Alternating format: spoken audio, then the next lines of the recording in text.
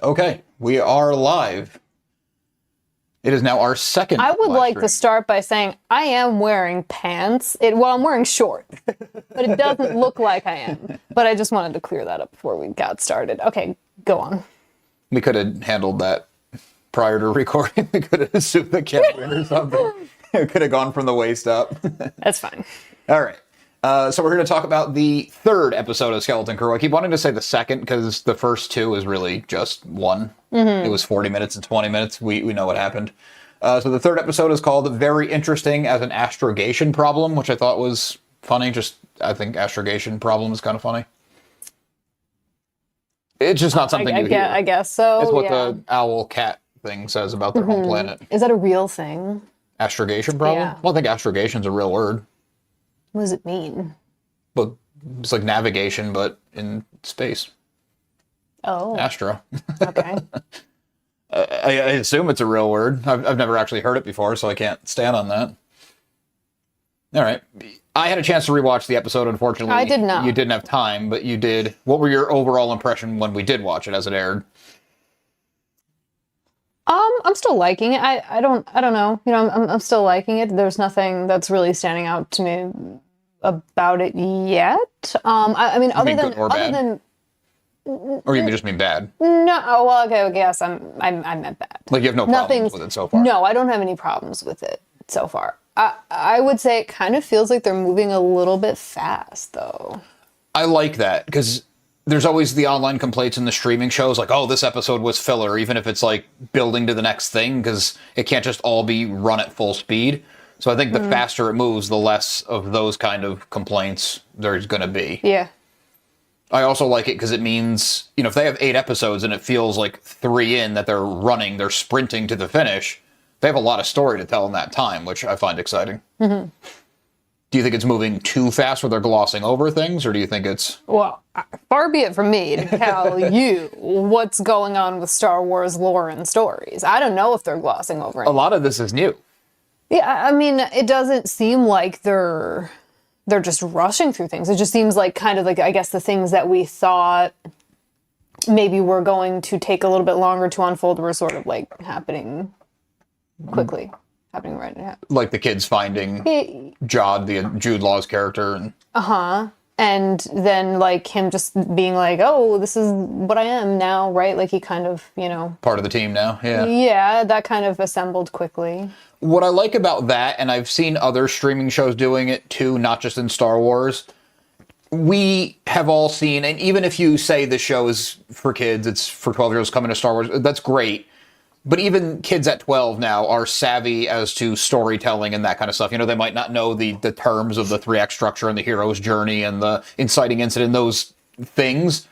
But we know John's going to end up with the kids. So we don't need 2 episodes for him to agree to go. We know the kids get lost in space. I'm glad it wasn't 2 episodes on AT-AT before they get lost in space. That's fair, yeah. Yeah. If they had 12 episodes, that might have been interesting to see a little bit more how AT-AT runs. Because to me, that's the biggest mystery that I'm curious about. I really want to know what the planet is, why it's hidden, how it's hidden. When do they exactly think it is? Yeah. But the only problem with that, because this episode did open on the planet with the parents, I'm just not that interested in spending time with the parents. I would like to make a formal apology to Wim's dad. I just felt bad that I didn't mean to pile on him so much, but he was fine in this episode. He didn't have a lot of dialogue or anything, but he was did not mean fine. to like. He didn't ham it up too much. Yeah. The things. So the opening scene, you know, just to kind of go in order a little bit. It opens on AT-AT and with the parents, and they're not talking about the planet. They're not going to be like, "Hey, isn't our planet mysterious? And here's why it is." That's obviously that would be terrible writing. They're all concerned with finding the kids. The Fern's mom, I don't know any of the parents' name. Fern's mom, who is a high-ranking politician, she works for the supervisor. They call this mysterious figure. She's convinced the security droids are going to find him. A security droid comes in and says, well, they went through the barrier, which is illegal. We're not looking for him anymore. They don't leave the planet, and they said it would be dangerous to contact the Republic, the outside world. That's some A-class policing right there. Yeah. Well, that's A-class dystopian society where it'd be dangerous to contact the outside world. I'm thinking there is no supervisor at this point. I think at one point maybe there was, and they kind of got left behind in time because of the isolation, and their society just keeps going to keep going. Most of the parents are analysts. The kids talk about it a little bit later. They don't know what they're analyzing. I feel like everyone's going to find out that their life is just like a cardboard cutout kind of thing. Like nothing is real. It's all just surface level. And there is no bigger picture. That would be interesting. That's my theory on it for them now. When the planet was established and it started, there probably was a supervisor. They probably were doing important work. They called it the Great Works. They probably were doing something. But I feel like they're just cogs in a machine that is running and people kind of forgot that it's running. Yeah. I think that would be an interesting direction for it to take. I don't know if that's the direction it's going to. Yeah, it seems a little sad, a little dire for everyone on this planet to find out that their lives don't really mean anything. They're just like but Sims, basically. Yeah, they're basically like a world of NPCs, and the story has moved on from them. Yeah. That's my theory. The interesting thing would be... what if that's what, like, our world is? We're going to get into simulation theory on today's live stream. Another thing I found interesting was KB's parents said that they lost... I had to write it down. They lost her life monitor. I kept saying life alert, that old person thing, the help I found. I can't get out. But they lost the signal to her life monitor. But none of the other parents are like, oh, me too, oh, me too. Just her. Yeah, so she might, I don't know, maybe I she's don't like think she's a real human. Or maybe she like got into an accident or something and they like That's the other side of it. She could be human and she almost died, so they had to do all the robot stuff. Interesting. But then later on when she's on the ship, she apparently doesn't sleep. All the other kids are passed out. And he's like, don't you sleep? And she didn't seem the least bit tired. And maybe it's just because she's suspicious of him, because she definitely is. Mm-hmm. But then she also said, because it's kind of a recurring thing in Star Wars, like I'm sure you know, but maybe you don't know how much of like a kind of recurring joke it is, where like C-3PO would say the odds of successfully navigating an asteroid field already come up with some crazy number to 1, and it was like kind of a thing that protocol droids just do in the series. She said she calculated the odds on, I think it was finding AT-AT and whatever their mission was, which it just seemed like a very specific thing to say. Didn't she say like that it was unlikely that he was actually a Jedi, and he was like... Well, she did say that too, but in this episode he admits he's not a Jedi. Then how is he... Oh, that's right, because everybody's like in touch with the Force to a certain degree, right? That's how he can move stuff. Well, yeah, and I have some theories on that, but yeah, I guess we can get into Jod now. So in this episode, we're all over the place again. I tried to keep a note so we have a bit of a roadmap, but we're talking characters, so it's organized. Jod lets the kids believe he's a Jedi, especially Wim and Neil, because the other two, the two Oh my girls. gosh, so Wim just can't shut up? Yeah, he could tell Wim he's not a Jedi, and he's like, no, you're a Jedi. Well, he actually says at one point, I didn't actually say I was a Jedi, and Wim's a little crestfallen. And I think Wim's in for some future... I was not one, but I did not say that I was one. Okay, true, but I feel like cat's out of the bag now. We can't really backtrack on that. I think Wim's going to be in for further disappointment, because I think his society doesn't know that the Jedi were all but destroyed. Oh, I think their society takes place before the prequels. But what if he becomes a Jedi? I guess that's not impossible. That'd be cool. Seems unlikely, but definitely not in this season. Are they going to do more seasons of this show? What the showrunners, John Watts and Christopher Ford, are the showrunners on it. They work together on a lot of things. They made all the recent Spider-Man movies, Tom Holland Spider-Man movies. Okay. They said that they have an idea for another season. And the follow-up, I forget where the interview was, you could probably find it on YouTube, but the follow-up question was something like, well, what about like the Stranger Things problem, where you do another season and the kids are supposed to be 6 months or a year older, but the actors are 5 years older, and at that age, it's a big difference. And then you got like a 45-year-old playing like a 15-year-old. Yeah, not quite that bad, but yeah, along those lines. Their answer was, well, if we do another season, it's going to be like an anthology. Like, Skeleton Crew Season 1 will be a full, complete, wrapped story. If they get Skeleton Crew Season 2, it will be another full, complete, wrapped story. And if the kids, the actors, age 4 or 5 years, the story will take place in 4 or 5 years. Okay. It's not going to like, they wake up the next day and they're like, oh, we have to, you know, which I think is the smartest way to do it when you have such a young cast. Yeah. Just have them be the same people moving on in their life. So that I think is cool. And so far, I hope they get it. It's hard to say where it goes and how it ties in and everything, but I haven't seen anything that makes me not want more. But to go back to Jod, so how old would you say his character is? 50-ish? Mid-40s maybe? Yeah, I would say. So the show takes place about 24 years after the Jedi Order was wiped out. Okay. So him saying he's not a Jedi, but he has some Force attunement, I thought, oh, maybe he was like a Padawan and was learning, but no, he'd be late teens into his 20s at the time that it fell.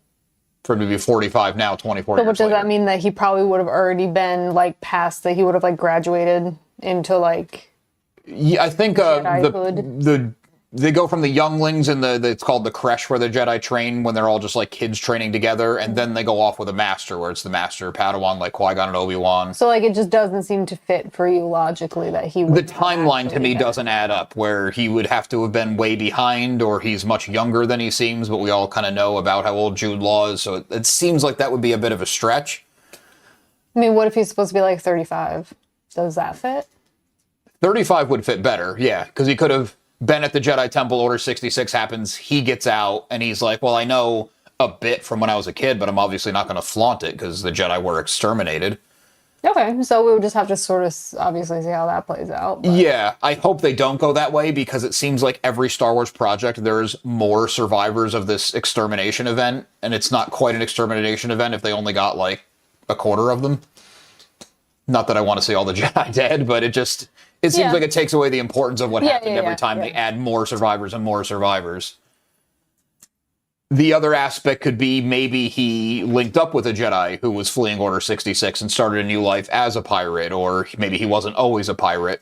Mm-hmm. So my first big mystery I'm curious about is the planet. What's going on with that? The second one would be Jod.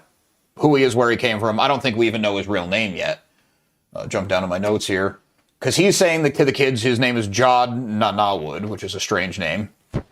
He was known as Captain Silvo when he was a pirate, like with the mask on in the first episode. I know, I'm just laying it out there. Silvo makes me think Silver, Long John Silver, just because there's so many pirate connections. I'm wondering if they're that, but I don't remember the real lore of him. That also. Yeah, I mean, SM-33 is me. Oh, one thing that the ship is called, I had to write it down so I kept forgetting that too. It's Onyx something.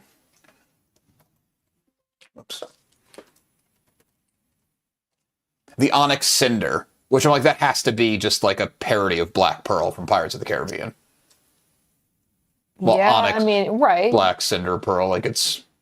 Yeah. I might be drawing connections that aren't there, but it all just seems close enough that it's not that like crazy. they're just kind of like, well, you can't copy it, but yeah, you can copy it. And I'm not saying any of this means anything, it's just like fun little Easter eggs. And also in this episode, the Kim is the owl cat. Oh, I love the owl cat. Yeah, she was cool. But she Not calls him... really, though, because she sells our boy out. But she basically called the police on a criminal who had 4 kids with him. Well, you know what they call that is snitching. Not cool, owl cat lady. But he's a criminal traveling with 4 children. You call that kidnapping?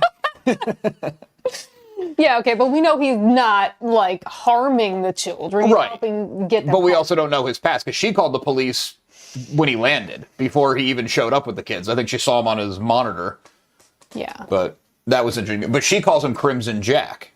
So he's just got, like, a million different names. Yeah. I did Google Crimson Jack, and I saw a couple other people put this up.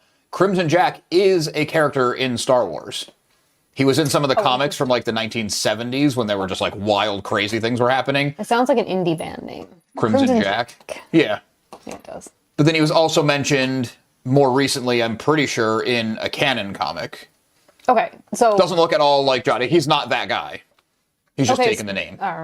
Well, that's confusing. Yes, it is. Because there's also another pirate in Star Wars called the Crimson Corsair. Okay. There's a lot of crimson going on. They just like crimson.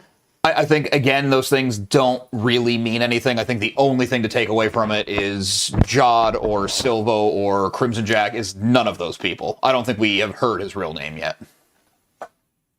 Yeah. We got dead air now. I should be looking at this as you're answering. I feel like I'm being interviewed on a talk show. Well, you didn't have a chance to rewatch the episodes. I'm basically just like spilling everything I think to you. And everything. I think you should have like note cards, and I should come in, and then you should have like an applause thing when I come in. Well, I still have to work on your soundboard. Then you can have an audience applause. And, I don't have my phone. I could do the rap air horn. Yeah. We improved the setup this week, but there was not time to figure out the soundboard. We'll get on that. Figured out how to wire it in. For everyone. I don't know about that. So after the show starts on AT-AT and we're still in like the opening scene, then it jumps to the pirate prison. The kids are breaking out with Jod, who does use the Force. I had to admit, okay, he's actually using the Force. There can't be that many coincidences. And I think the comedy is working well. There are some good comedic moments where like Wim is telling Fern and KB that Jedi don't hurt people as he goes and knocks a guard out and the helmet goes wrong. Like there's little moments like you're not like, rolling on the floor laughing, but it's nice little moments that are funny enough. The elephant kid was dressed like Stewie Griffin. And was I the only person that noticed that? Or not, because that was interesting. Anyway, go on. We have IG Kevin saying Disney doesn't care what us original Star Wars people are about, and Tahu says the part with the cat, owl, and Jod confused me. I thought it was cool. I love the observatory the cat owl is in. And as far as Disney not caring, maybe you could say the original creator, but this show is actually giving a lot of nods to the original trilogy. The opening scene in the very first episode was like a mirror of the opening of A New Hope. You told me that. Yeah, I pointed out in our last live stream. I'm not as adept with but there was even some nods in this one, like when Jod first sees the ship, it was like when Luke first sees the Millennium Falcon. Luke says, "What a hunk of junk," and he's like, "You can't mean that. I'm surprised it even flies." Like, there's some parallels. I remember that. I appreciate. Yeah. Well, that's more of the comedy. I thought that was good, and then it was tethered to the fuel line, and he's like driving the ship and yanking it, and even we were like, "Well, that's ridiculous. The fuel line." And he says, "What a strong fuel!" Like I thought that whole sequence was pretty good, pretty funny. Yeah, that was cute. Even the battle droid he finds that says, "Did we win?" Then his head just falls off. I like all that. All those little humorous moments are going a long way for me. So when they're on the ship, the Onyx Cinder, we covered that. I also, it was kind of triggering something in my mind. SM-33, I've just been calling him Smee because that's clearly what they were going for, Captain Hook's right-hand man. Whenever they bring up At-Atten, he has the exact same canned response. And I think it's Can't Say I Remember No At-Atten. It really... Well, it could just because he's a robot. That could be. And an older robot with more basic programming. It reminded me of Westworld. Whenever one of the Westworld robots were shown something that they weren't supposed to, or like a picture from the outside. Yeah. That's what I'm thinking. I'm thinking he is programmed to not remember At-Atten. Interesting thought, yeah. The ship was on At-Atten. At some point, he would have had to hear or see something. That's true. Okay, so this is... Like, even as they're barreling toward it. Yeah, right. Yeah. But just that it's the exact same thing. He didn't ever said, "I already told you I don't remember that," and like I've never heard of it. It's always the exact same. Yeah, that's a good point. Yeah. Yeah. I had not thought about that, but it's a good point. A Westworld connection would be cool. It's just Westworld season 5. Yeah, well, it's better than what they were doing with that show after a while. Burn on Westworld. Yeah, we didn't even finish it, and we watched the first season like 10 times. Yeah. We never finished the last season. Yeah.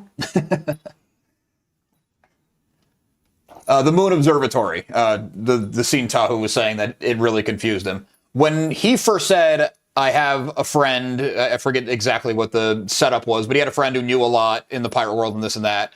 I thought it was going to be Maz Kanata. I mentioned that to you. You didn't remember who she was. Little orange alien in the sequel movies. She had been around for like 1,500 years. She had this big castle, and she's tied in with the pirate world. Oh, was that the one where Lupita Nyong'o did her voice? Lupita Nyong'o's character. And she's come up in comics and other stories and stuff, even in the High Republic, which takes place like way before the movies. So I thought that would have been an interesting connection to tie it into the movies. I'm not upset we didn't get that. I liked Kim. I liked the owl person. It adds even more questions. It was another weird creature that they could do, and I really liked how they're still doing the blend of practical with CG. I thought a little bit of the face was CG. Yeah, I think that's really good, because I hate when they do like the only CG ones, because kind of no matter how good you do it, it's still not good You can enough. still see it, yeah, and you can see the characters are, the eye line is slightly off, and it's always just off enough that you're like, oh, okay, I'm fine with it for the story, but when there's something there, even if it doesn't move as flawlessly as a CG model might, I think it's better. And I also like that they're doing that to go back to the original movies. IG Kevin says there was an owl creature in Bad Batch where Cad Bane stole the owl lady's baby. Oh, that's a good point. I didn't think about that. I don't remember enough what that owl creature looked like, but now that you say it is triggering something. I can't say that I remember that. Yeah, you know who he's talking about, right? Cad Bane, the blue guy who was in Book of Boba Fett. Okay, yeah. Yeah, he was stealing Force-sensitive kids for them to experiment on. Oh, I think I remember that now. Yeah. Okay. So I'd have to look that up, but that's a good pull. Yeah, I like the Bad Batch a lot. That was good. We did what? That was animated, right? Yeah, it's where they had the little girl, Oh, yes. Omega. They were protecting the whole time, yeah.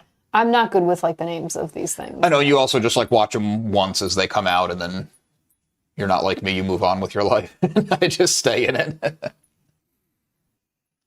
Some interesting things came out of the observatory. She was definitely interested. She was vamping for time to let the New Republic show up, but I think when she saw AT-AT and she brought out this, she said there's no maps to it, but she brought out a chart with 9 planets and said it was 9 of the jewels of the Republic. And it's the only one left. The other 8 were destroyed. So I want to know, were they destroyed like Death Star destroyed Alderaan? Like the planet doesn't exist anymore? Or did they just like pack up shop? Destroyed, because wouldn't everybody think that the place that they're from is gone too? They think it was like mythical, right? Well, I think a lot of people don't think it ever existed. Okay. Because we were saying, and I think we talked about it last week, AT-AT is the lost city of Atlantis. Some people think it existed, some people don't. Some people say, no, it was over here, it was over there, it was a trading hub, whatever it was. I kind of got that vibe more.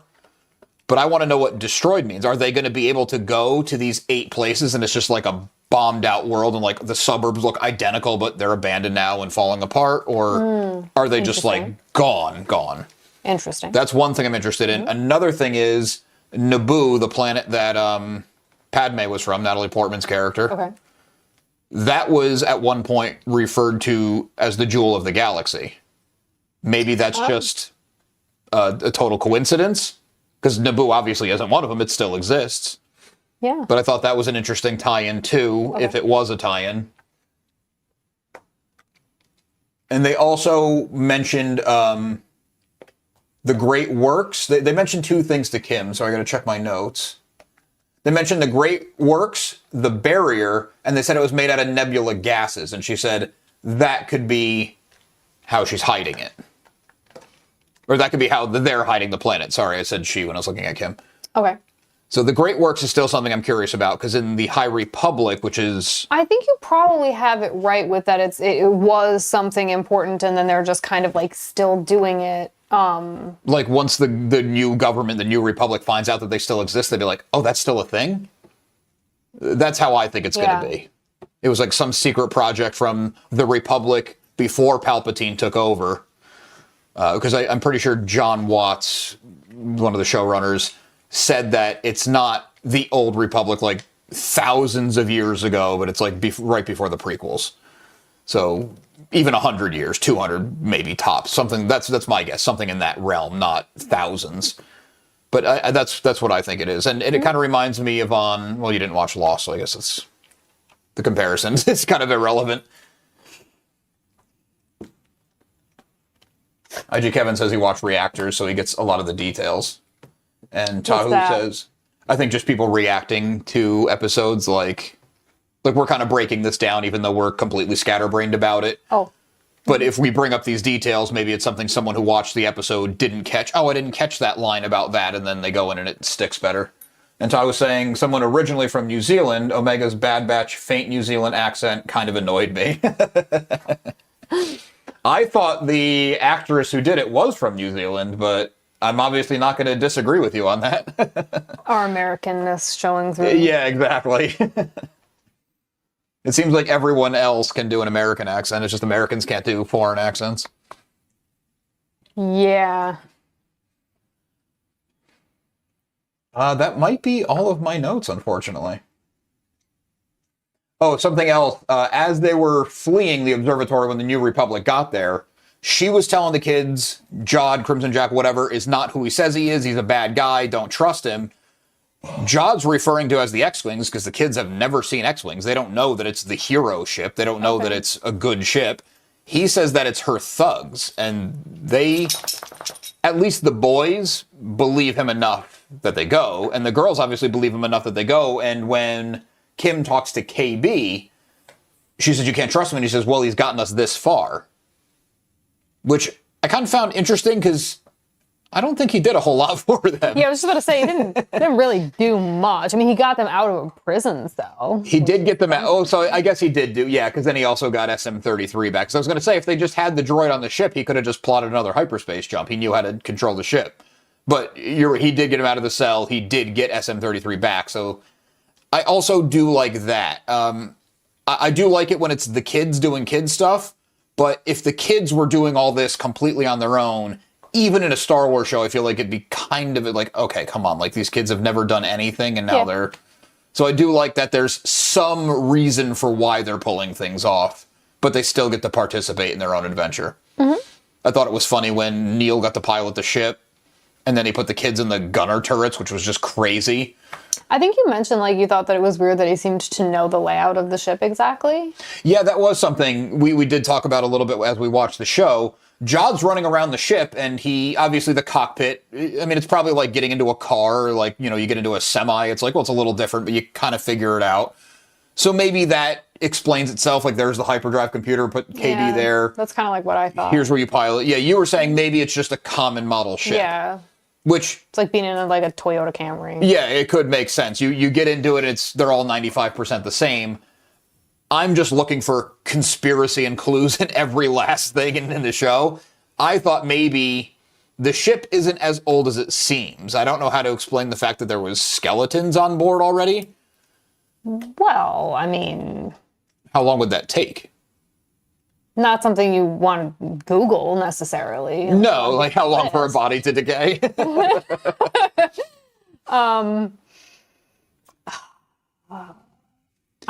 I don't really know. I want to say not that long. It's not going to be like, oh, well, you know, I had to have been here for hundreds of years. I mean, you're probably about there after like a year. Okay, because that's something else I was thinking. Less. What if Jod is so keen on AT-AT and not just for the money? Maybe they were after the money originally, and he was on that ship. That's possible. Because the ship was crashed and it was buried, but it doesn't mean it was naturally buried over tons of time, especially if the planet's been in isolation for 50, 100, a couple hundred years. What if it crashed through 20 years ago? Yeah. They buried it up because even the droids, when they found the kids there, said, this is a restricted zone. Tahu says she is, the actress who did Omega's voice is from New Zealand. Oh, it was just an annoying voice? Yeah. Here, I think I can show it on the screen. Yeah, there you go. I can do it. He just didn't like her accent, but it is the natural New Zealand accent. He thought she was faking it. That's funny. It sounded like right to me, but yeah, I mean... I did too, but I'm not going to argue with a guy from New Zealand about a New Zealand accent. He just doesn't like her particular accent, I guess. That's funny. What were we talking about? Oh, the layout of the ship. Yeah, because he knew where the gun ports were. He knew how to pull them down. Mm-hmm. He knew where to find food. He knew to look for things. And I'm probably looking for too many clues where it's just like, it's a guy who spent a lot of time on ships, and it's like the corkboard with all the yarn. Yeah, that's it's like that meme. It's Always Sunny meme with Charlie. Meme. Yeah, I'll have to put that up. But that's how I am with these shows. Everything, and the thing with Star Wars, if it doesn't mean anything now, give it enough time. They'll write 20 books. This is called job security for you. Yeah, exactly. I could do the next year's worth of videos on this episode alone. Like, did you see that speck of dust cross the lens in this scene? Another clue that Kim found of the planet was the logo on KB's bag, and to me it looked very Greek. It was like 2 lines coming down, or 4 lines coming down, going separate each way. And then something that looked like, was it a lyre? That instrument? You know, like women would hold it and play it like that. It was kind of like a horseshoe shape almost. Or almost like the Omega sign. Yeah, I don't know what I think it was a lyre. I think a lute is like a smaller-ish kind of like... Isn't that like a kind of like a small guitar-type stringed instrument? Or am I on drugs? I don't know. A lute? Yeah. Yeah, but I think a lute is more guitar shape, where a lyre is more like a mini harp. Oh, okay. But either way, we're getting lost in the weeds. Josh B says that Jod recognized the ship before they said it was theirs. Yeah, I went back and forth on that reaction, because he says which ship. They say that one, and he's kind of shocked. And I don't know if he was shocked because he recognized it, or if he was shocked because Luke seeing the Millennium Falcon for the first time, it's a piece of crap. I wasn't really sure about it. I did notice the ship had a lot of markings that were similar to the pirate ships in The Mandalorian, with the black and white stripes going across the hull. Really... Well, I got to watch it twice, and I'm just dissecting every last minute. Did you say that one alien could have possibly been from, like, The Mandalorian? He is. That was confirmed. Oh, yeah. that was confirmed. Yeah, the Nikto alien with the headscarf on, his name is Vane, and he was part of the pirate crew where Din Djarin and Bo-Katan destroy the ship.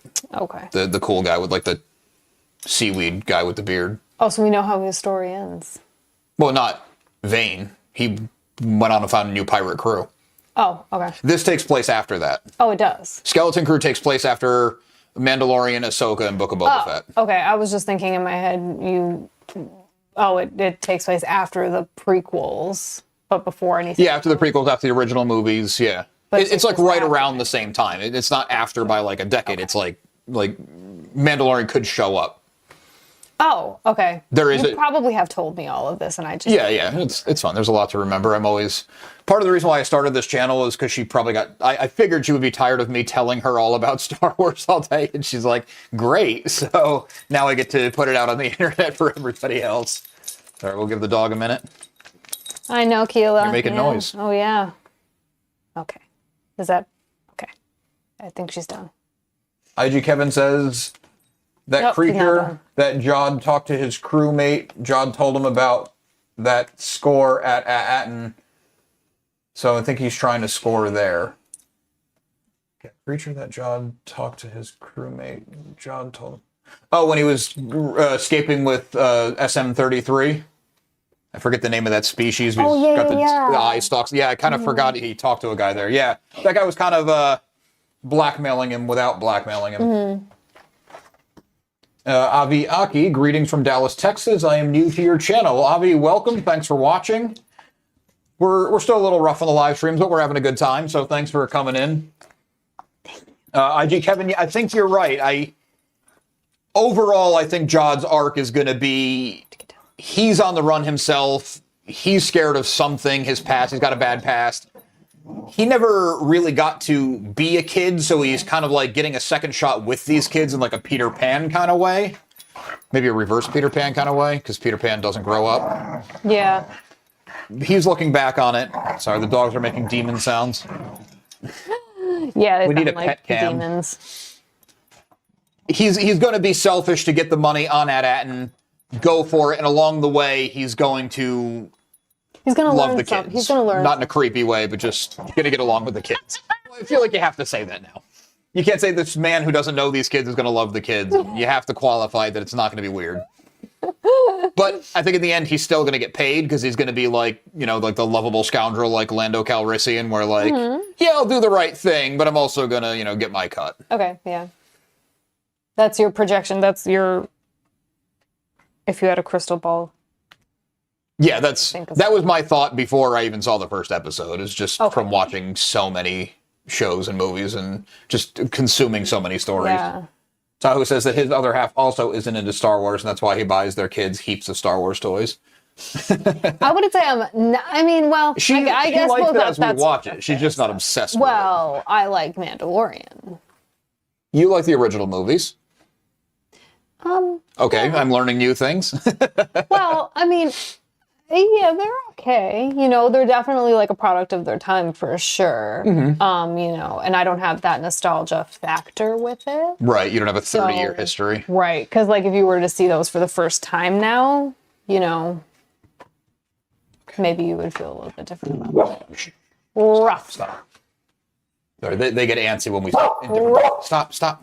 We're doing stuff. Oh no, are we having technical difficulties? Stop. Sorry. Keela, stop. I don't know what to do about this. Again, proof I'm wearing pants. Okay, come on. Okay, go. Come on.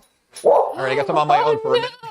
Oh no, you ruined the live stream. Normally at this time at night, we're having dinner sitting on the couch with the dogs, and we had to get 2 couches so we could have a dog on each couch so that they don't go crazy like this. Okay, I know it. Avi Aki is asking, do you think Wim's dad knows the truth about Atten?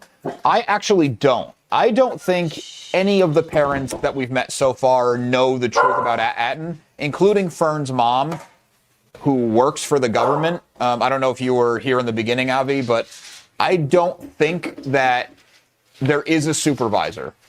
I think it's this thing that was put in place whenever the planet really got up and running, and there was at one point a supervisor, and he has since, he or she, because there was that mural in Neil's parents' house that had a woman in the center, so the supervisor could be a woman, but whatever the supervisor is or was, I don't think exists anymore, and the droids have just kind of been on autopilot, and the machine just keeps running with no one behind the wheel, and it's just going. I'm interested to see. Atten is the biggest mystery to me, as I've said. I'm glad you like it, Tao, because I panicked a little bit there. So, Atten is the biggest mystery to me. I'm more curious about that than what's going on with Jod. I'm sure we're going to get answers to both by the end of it, because it has been said by the showrunners that this is a complete, solid story within these 8 episodes. There's a lot of things I'm curious about, and I think a lot of things are going to be not quite red herrings, but less important details. Like, are the 9 celestial bodies that important, or is it just a piece of Star Wars lore that will now be explored in novels and comics and other things? Is the barrier that important, or is it just a plot device for how the planet is hidden? It's probably more likely that. It's probably not this grand thing that's going to influence the entire franchise going forward. But I am very curious about it, and I think it's very cool. I love having things to be curious about in Star Wars. Something to look forward to every week to get a little bit more information. Like, rewatching the scene with Kim in the observatory, I was fascinated by the nebulas hiding it from planets and stuff. It kind of reminded me of Obi-Wan looking for Kamino, but in that case it was deliberately deleted, so there's a blank spot in space. This could be space that's charted by some kind of drone, and they just can't see it because it's an electromagnetic field or whatever the nebula would be. I think like kind of looked like the Northern Lights that we actually have here on Earth, and I believe that is something to do with the magnetic sphere with like solar radiation or something like that. This is obviously created. There was all the red dots in a grid projecting this thing around the planet to hide it.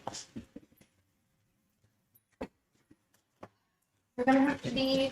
And that creature's name is Alfred Molina. Is Benjar Pranic and Alfred Molina playing Sapito in the beginning of Raiders of the Lost Ark? Oh, I see what you're saying. Yeah, the connection. The creature's name is Alfred Molina. Is Benjar Pranic, you're saying, is the creature played by Alfred Molina, who was also in Raiders of the Lost Ark?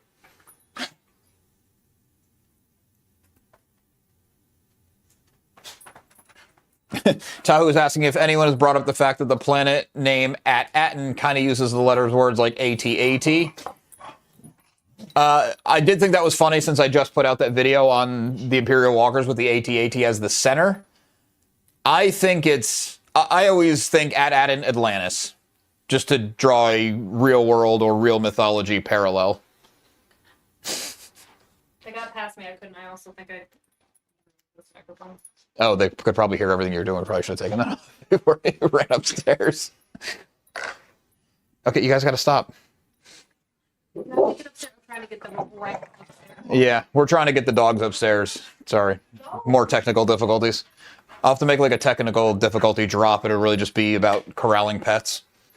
Okay, go. Go on. Did you give him a cookie? I tried to. Go get a cookie. Go. They're not responding. She wants me to go up. It might be better in the other chairs next time because then they can sit with us and they'll be less crazy. Sorry about all the dead air. Okay, we we have to refine this a whole lot more. I apologize for the people watching.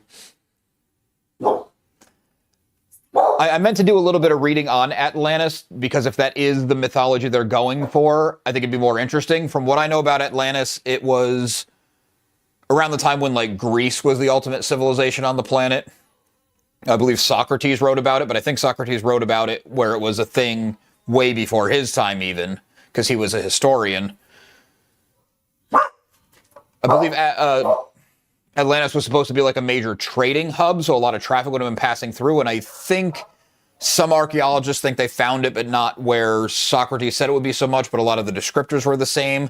I don't remember all the details on it, because this is just stuff I pick up in passing. I didn't, like, research it for this video. So that doesn't really fit if At-Aten is doing the great works and they're analyzing data or what everything they're doing. They don't seem to be producing anything or creating anything. So I think if it is a connection to Atlantis, it's just the lost city of Atlantis, the lost planet of At-Aten. It probably doesn't go any deeper than that as far as, like, the mythology to our mythology goes.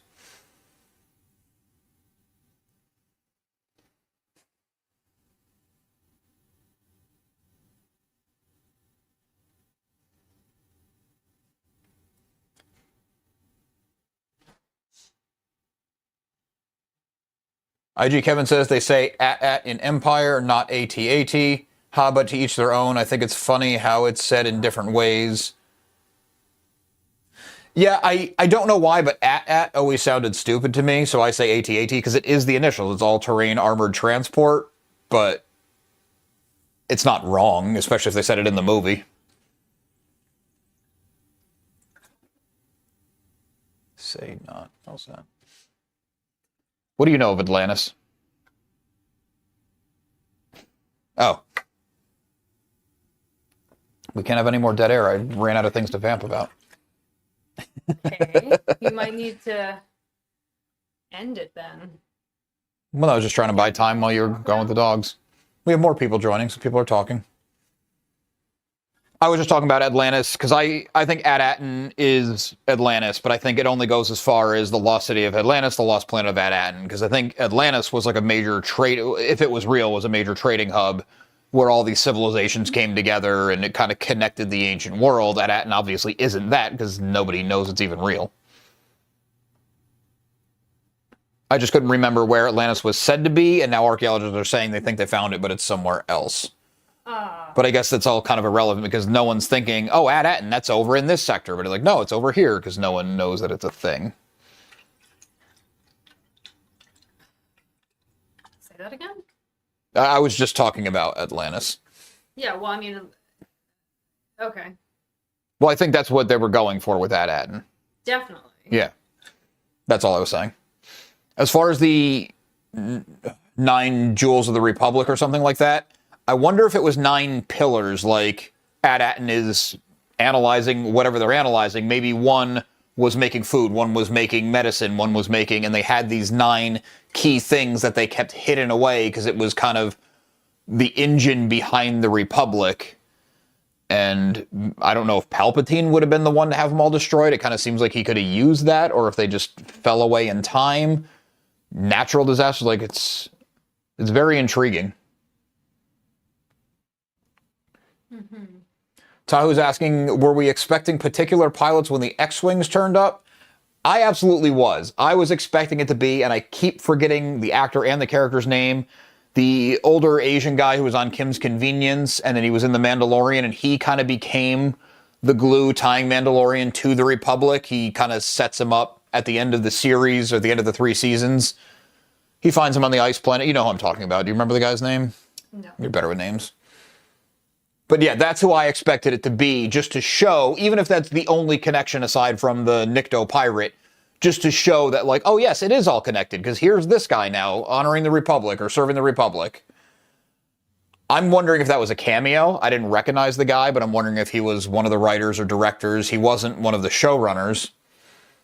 And Sabrez says, in the Kenobi show, they mention a path to save Jedi or something like that. Maybe we'll get to see that when we learn about Jude Law's character. Thanks. Oh, That could be very cool, because I'm very interested in the path also that was introduced in Obi-Wan Kenobi. I wish they would do a path series that's like an anthology where different writers, different creators can just do an episode. Give them 45 minutes to an hour where they're doing something to sneak Force-sensitive children or families or something under the guise of the Empire. Because you can tell a million stories all across the galaxy, all different species, and just go wild with it. And it's never going to ruin continuity, and it doesn't even have to add to it. It's just the path doing its job. That would be cool if they did tie the path into this. But the path was after Order 66, so this would be 23 years later or something. I think you're kind of losing me on a lot of this stuff. In Obi-Wan Kenobi, they find this thing called the Path, and it was like basically the Underground Railroad that we had where they were smuggling the slaves to freedom. This is they're smuggling Force-sensitive people out of the grasp of the Empire. How old was Luke and Leia in that? Like 10? So this would be like 13, 14 years later. But that's what the Path was, and that's what he's referring to, is maybe they'll find the Path, and Jude Law was part of it. And even if the Path doesn't exist anymore, that doesn't mean that Jude Law's character wasn't saved by it or something. He seems kind of down on the Jedi, though. So I don't know if the Jedi failed him or something along those lines. Could be. Yeah. But that would be interesting. I do wish they would do more with the Path, even if it's not in this show, but just to do it, a comic series or something. Yeah. That could be interesting. Yeah.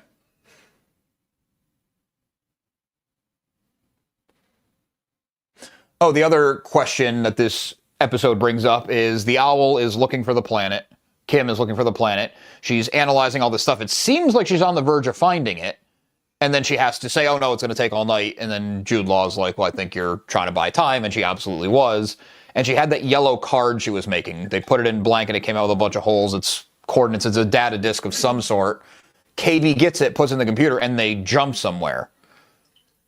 I would be shocked if it was their home planet, because then the whole the whole thrust of the season, the kids have to find their home, is over. Like, I think the kids are going to find out what At-Aten is and get back, not right in the end, but pretty close to the end, and kind of reveal the whole thing. They're going to go back with all this new information. Mm-hmm. Yeah. So it can't happen in episode 4. So any idea where you think they might be going? Or any hope where they might be going? Just taking it at face value. Put your microphone. I mean, I really don't. I think I may have broken this. What, the clip? No, it's supposed to be on. It's blinking. Oh. Okay. But people can't really hear you unless you...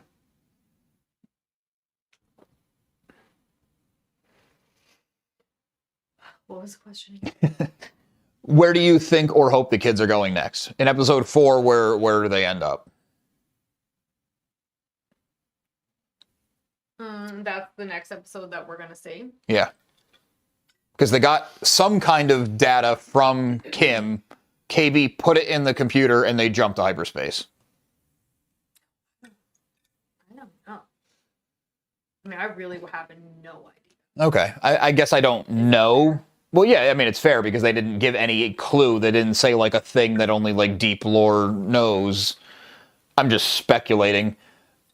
I hope that they're going to one of the other jewels of the Republic. One of the supposed destroyed planets. Because I don't think they're Alderaan destroyed where they no longer exist. Well, maybe she was compiling a list and it was incomplete. And they go to the wrong place.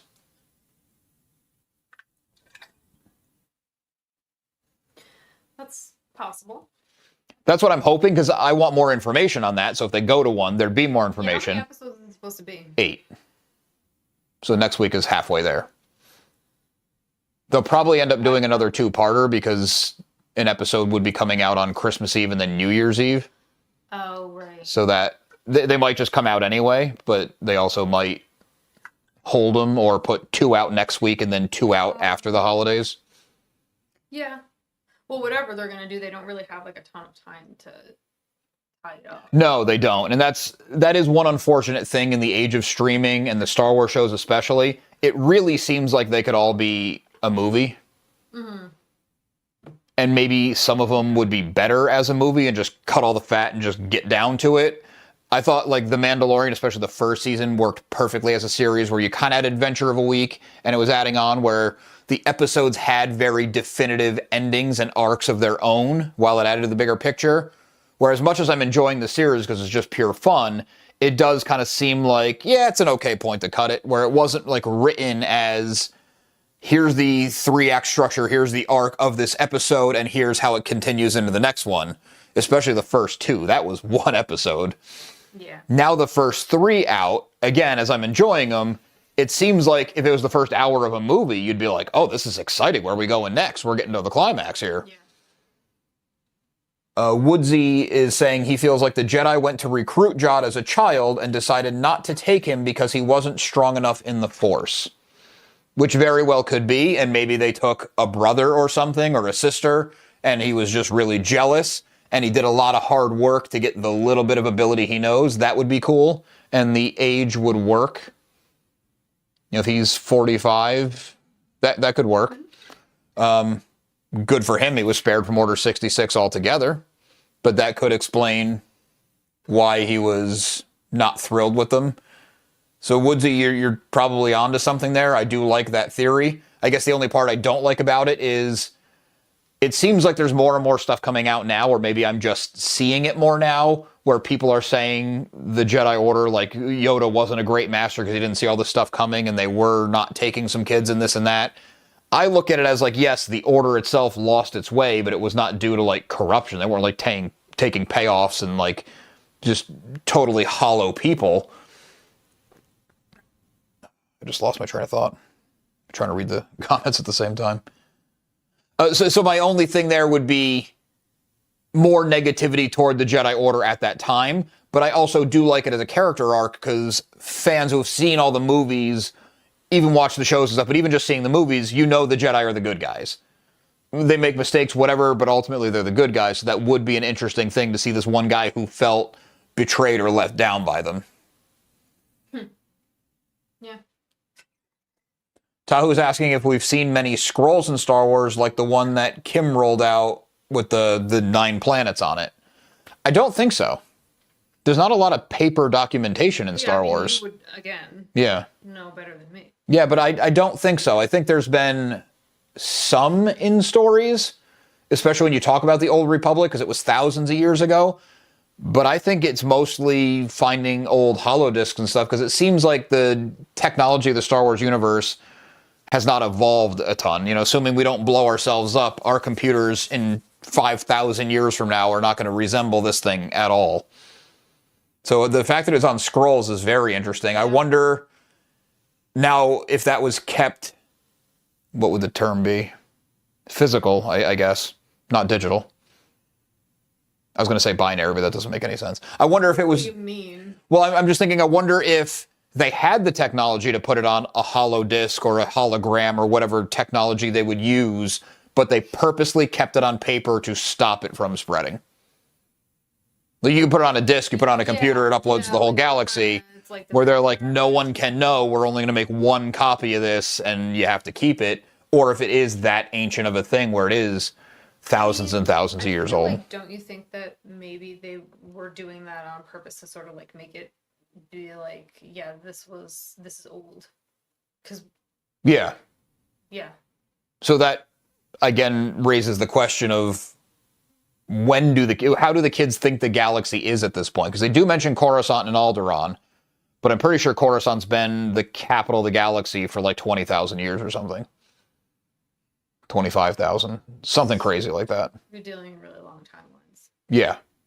Because whenever they're saying Old Republic, like with their money, I'm always thinking they're meaning a matter of 100 or so years, not thousands of years. But maybe I'm wrong about that because I'm just putting it together too. Mm-hmm. So that is interesting that it's intentionally done on paper. You have any final thoughts on the series? We're getting close to an hour. I mean, not yet. I don't know. I'm liking it still, and along for the ride. Yeah, I'm definitely enjoying it. I'm definitely I'm trying not to watch a lot of other people's content on it, especially before we do our stream, just so I don't end up regurgitating other people's thoughts. I feel like I'll be someone. Yeah, I don't want to do that, but it is nice to be a Star Wars fan and to dip your toe into the internet and not just see everybody say that it's awful and it sucks and it's destroyed. So I like seeing some positivity around the series. I'm enjoying watching it week to week. I think it's going to be a fun one to watch, like once it's over, to binge it, because like we kind of just talked about, it seems like it's just one story and they cut it rather than made it episodic. So it's probably one that will play better when you can watch it in 2 or 3 parts rather than 8.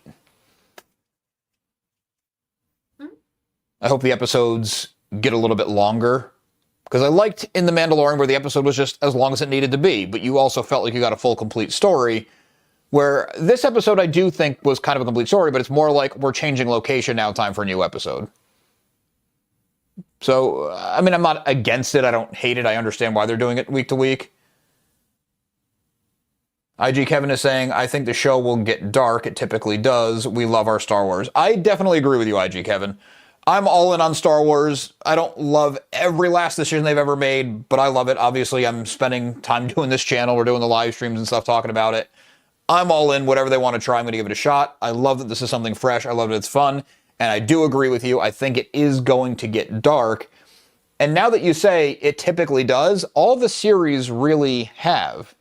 The Mandalorian started off as a typical Western, and it got pretty dark with things, bringing up his past and Grogu's past, living through the slaughter, and they find Ahsoka on that planet where everyone's just in slavery, basically. Like, there's some dark elements to it.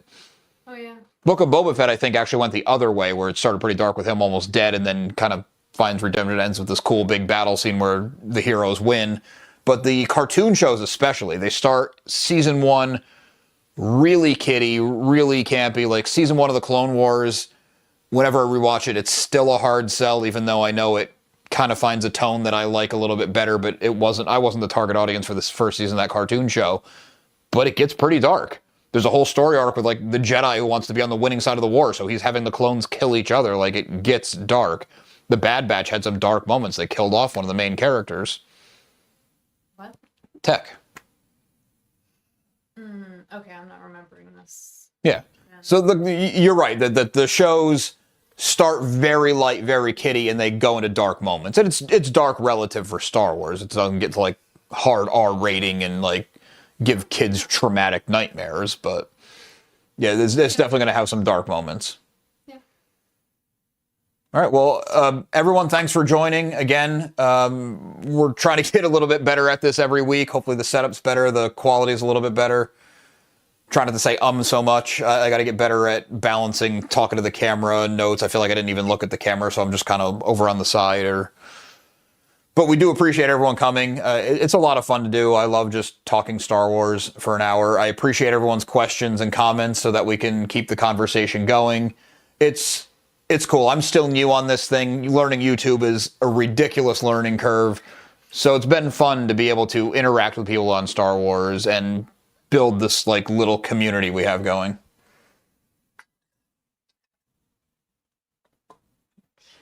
Tahu says, thank you, Star Wars family, for the love of Star Wars. Absolutely, Tahu. Thank you for joining, and thank you for always commenting and watching.